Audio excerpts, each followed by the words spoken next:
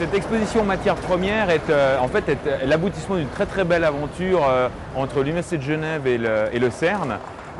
Il se trouve qu'en 2009, l'Université de Genève fête ses 450 ans et à cette occasion-là, on a eu l'immense chance de pouvoir collaborer avec le CERN grâce à une fondation privée, la fondation Dudley Wright, dans le cadre de cette exposition de matières premières qui a pour but deux choses, je dirais. D'une part, de parler de science, de parler de physique des particules, mais aussi d'expliquer finalement comment la recherche fondamentale se fait aujourd'hui et justement quels sont les liens qui existent entre une université comme celle de Genève et un centre de recherche comme le CERN en physique des particules. Donc cette exposition nous raconte ces deux choses. Elle nous raconte finalement l'origine de la matière première, nous avons tous 14 milliards d'années, mais elle nous raconte aussi comment cette recherche se fait et qu'aujourd'hui, la recherche, c'est plus l'affaire de quelques scientifiques, c'est plus l'affaire d'une université ou d'une région, c'est l'affaire d'un continent, voire d'une planète, et que ces scientifiques se réunissent dans des cadres tels que le CERN.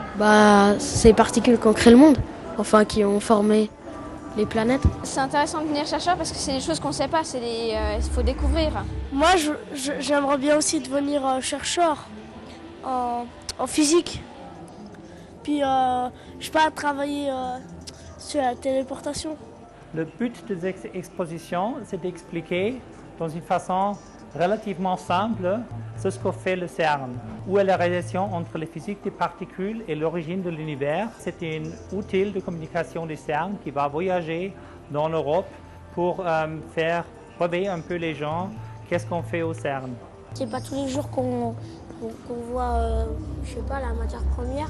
C'est intéressant qu'on ait vu ça parce qu'on a quand même vu comment notre monde il a été créé. On a vu, enfin moi en tout cas j'avais jamais vu le Big Bang, donc on sait un peu ce que c'est. Et on a aussi appris des noms de particules qu'on ne savait pas que ça existait. Et c'était intéressant.